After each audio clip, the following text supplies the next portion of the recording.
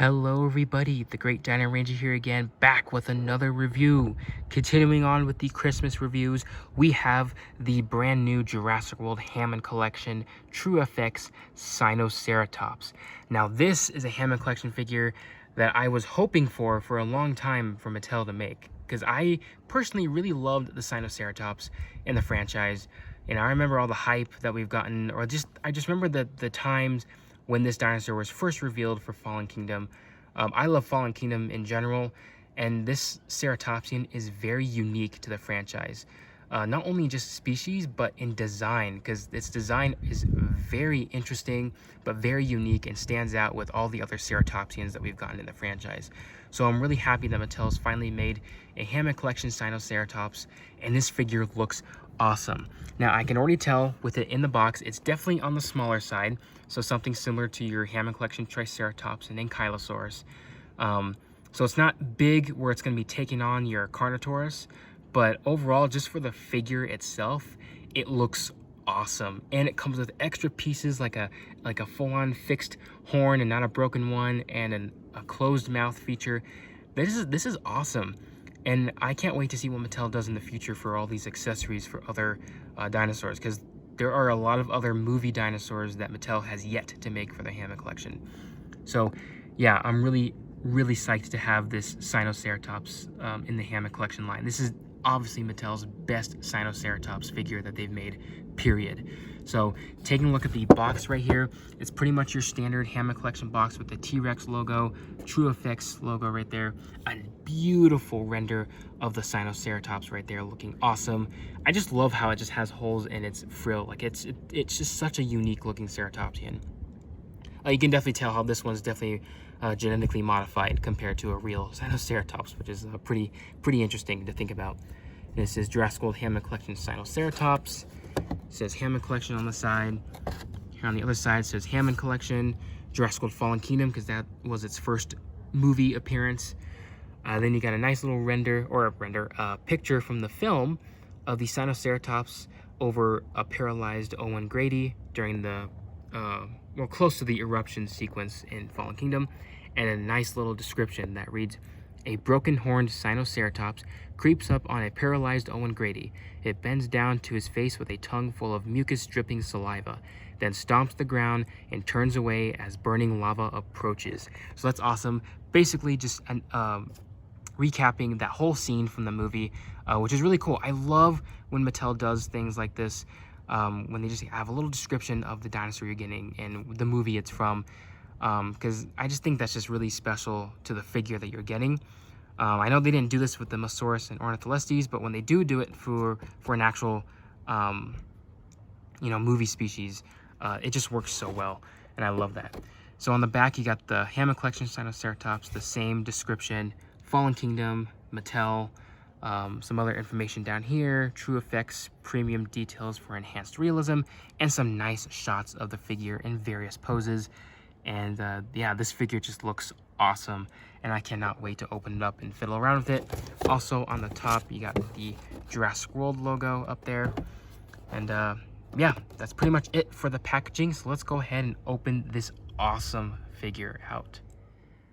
Alrighty, so here we have the awesome Hammond Collection Sinoceratops out of the box, and wow, this figure is amazing. I absolutely love this thing. Definitely so much better than the Triceratops in my opinion, and this is probably one of my favorite Hammond Collection figures of all time, because this thing is just it's amazing. It's awesome.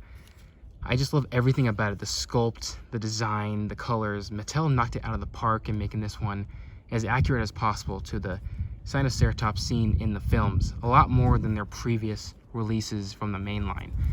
And yeah, the only downside I will have to say with this one is probably just the size. Sure, the Sinoceratops can just be a tad bit bigger, because it was pretty large in the movies, but just for by itself, it's awesome the way it is.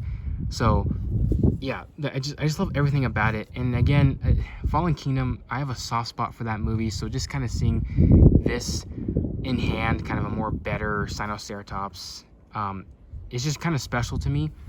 And because the Sinoceratops is just like I said before, it's just the most unique looking ceratopsian in the entire franchise.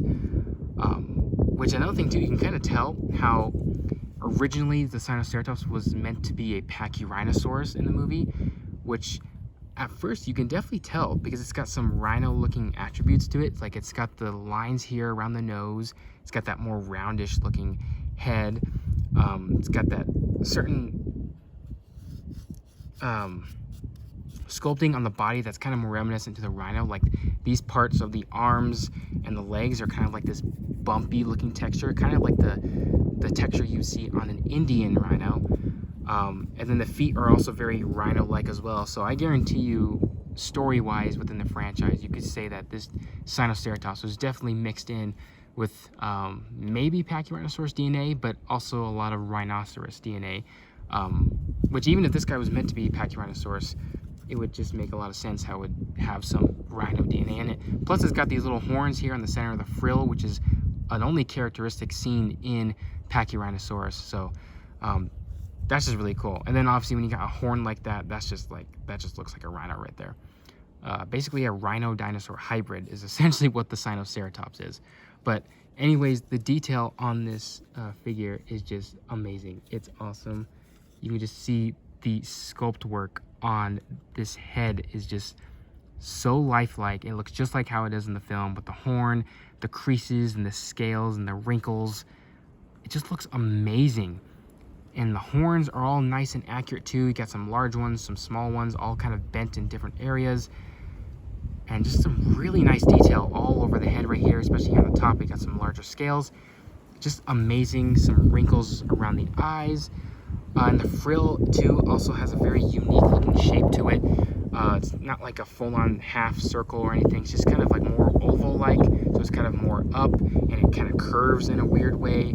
Plus it's got these two holes on the inside, which it's just such a unique looking animal. And it's got the horns kind of arching like that as well. And here around the neck, just a really thick, muscly neck. Nice wrinkles in the skin right here, some nice creases in the back, and on the entire body it's just covered in really nice amount of scales, like really bumpy thick scales. Like you can feel the texture when you rub your fingers against it. So just really nice detail all over the body right here, and some nice muscle definition, some skin wrinkles and creases. It's all one package, and it just looks so good on this one. Got some nice wrinkles in the arms right here. Really thick, muscly arms, some nice bumps right here, and some here towards the arm. Nice texturing, and the foot here, or at least the hand, looks really nice. Some nice detail on the underside of the hands and feet, and some nice hoof-like toes. Some nice wrinkles here on the side of the body, and here on the underside, some nice skin wrinkles. Some more wrinkles here on this area. Even on the tail, it got some really nice wrinkles and bumps all over this tail. So a lot of great texture, even here on the back. Some nice, like this texture just feels like it's more popping out of the body itself, so you can just feel it. And it's got this nice row of osteoderms right here, which is not entirely accurate. It's got like a little row right here, but if you take out the little osteoderms on the top, then it'll be a bit more accurate, because it didn't really have these in the film. It just had the little arch area here, but no osteoderms, which you can see that being highlighted by the shadows right there. But yeah, just some really great sculpt work. And here on the leg, some nice bumps here on the thigh, some really nice ones, some nice little wrinkles right here. Got the little knee sculpted right there. Here on the other lower part of the leg, some nice little lines and some detail in the sculpt. And the feet look really nice with the scales and the hoof-like toes. You got the Jurassic Park logo right there. So really nice there. And here on the back of the frill, some nice little detail in the skin and the scales. And each of the horns are nicely sculpted as well. Some nice little line textures going on throughout there, and they look really great. So the sculpt work is easily a 10 out of 10 on this one. Mattel did a fantastic job. And the colors too. Colors are really spot on this one. Hopefully it's kind of easy to see this. The sun's kind of in a weird area right now. But yeah, the colors are really nice. It's like this really nice not really of a minty, foresty like green, if that even makes sense, but it's a nice little green tone for the entirety of the body with a nice little cream beige underside from here, starting off the head, or at least around the eye, on the underside of the jaw, over the neck, through the chest, and just to the middle of the body, or the stomach area. So it would have been nice if it continued all the way down. It's kind of, Mattel has done this before where it's continued all the way down, so I don't know why they don't do it sometimes. But it is what it is. Nice orange eye for an animal that doesn't have a glass eye. I don't think any of these medium-sized dinosaurs ever ended up getting glass eyes, because when we got the glass eyes, there were no medium ones whatsoever. I might be mistaken, but I think this size never got those. But the eyes look really good though. Nice orange with the black pupil.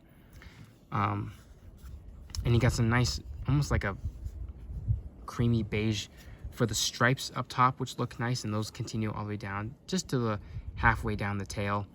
And then you got a little bit of like a orange speckling onto the side here of the body and the legs, or at least the thighs, and same thing on the other side. So that's pretty interesting, but it looks cool. Kind of adds to the detail a little bit.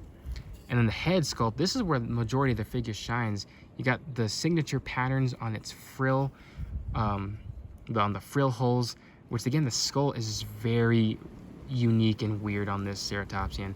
So you got some nice patterns, you know, the white and the orange circular like patterns on the entirety of the frill. You got some around the holes on the frill, some right here in this area, and they just look really nice. They stand out a lot, very intimidating.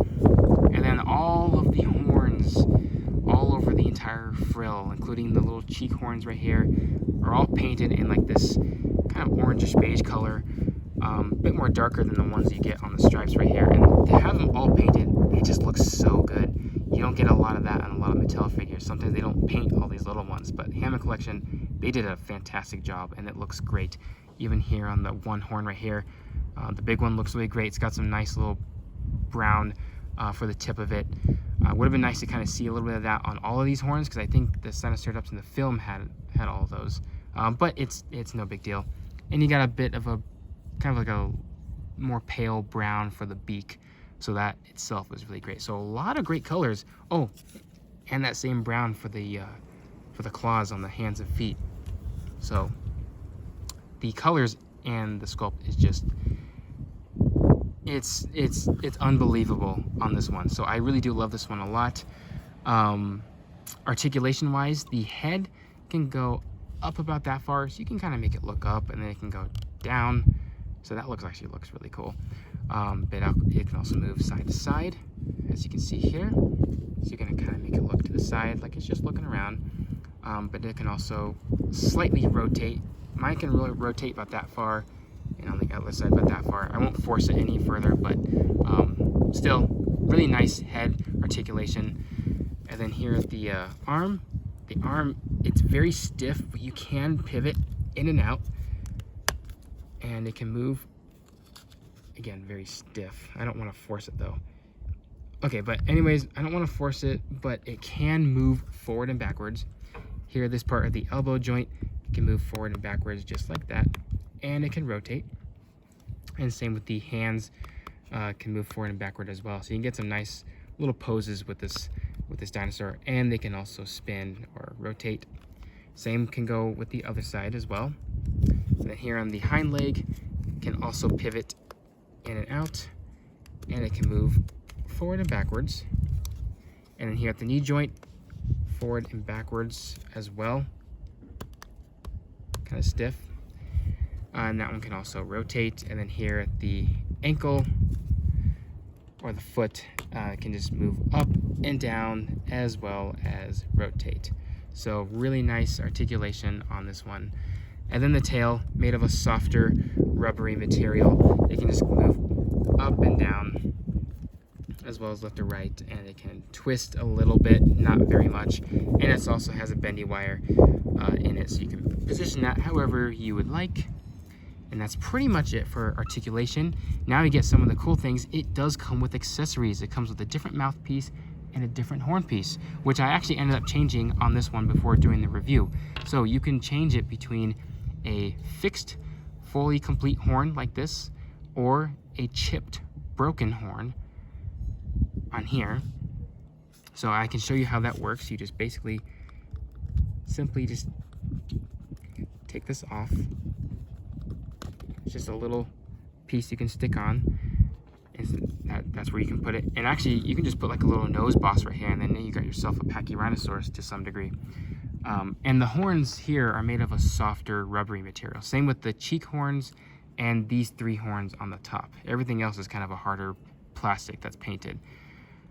So yeah, we can put the broken one on, which these are not very difficult to maneuver at all. Okay, so yeah, that just snaps that like in, just like that. So it's kind of more accurate, this one, with the broken horn, like the Sinoceratops from Fallen Kingdom, because it always had the broken horn. The fixed complete horn right here is more reminiscent to the Camp Cretaceous one. So the broken horn looks really cool, like it's been in battle. And it's got 2 different jaw pieces. It's got a closed jaw piece, which is what you see here. So its jaw is closed.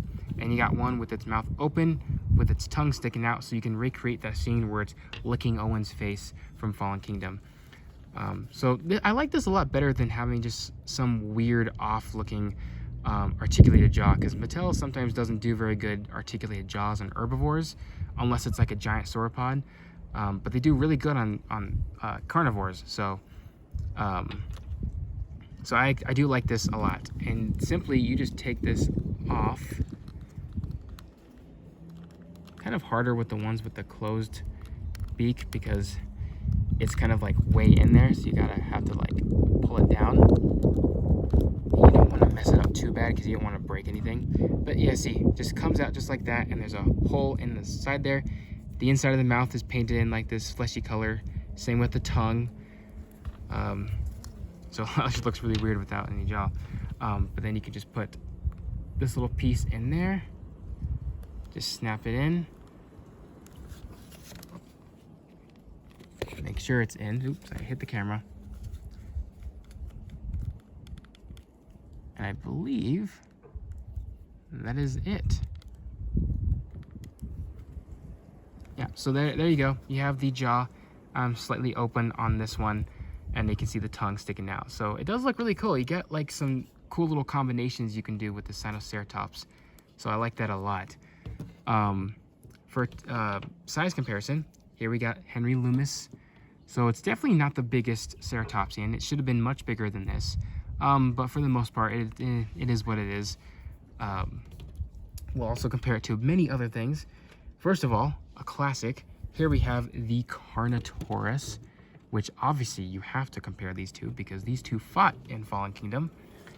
And yeah, you can see the size is definitely a problem with this Hammond Collection Sinoceratops. It should be big to the point where it can take on this Carnotaurus, because right now it is super small. So you could recreate this whole scene if you wanted to, but chances are the Carnotaurus would definitely win than the Sinoceratops. But still pretty interesting to see both of these together. It is very cool though, despite its size difference.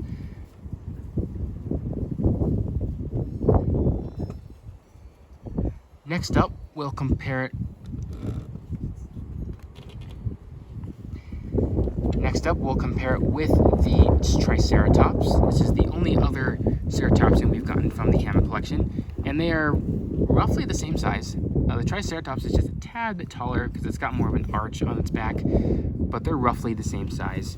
And it's really cool to see both of them together. So it's kind of cool to see comparing both different ceratopsians of the franchise together, despite them not being really good sizes with other dinosaurs, at least these figures anyway. So really cool to see these.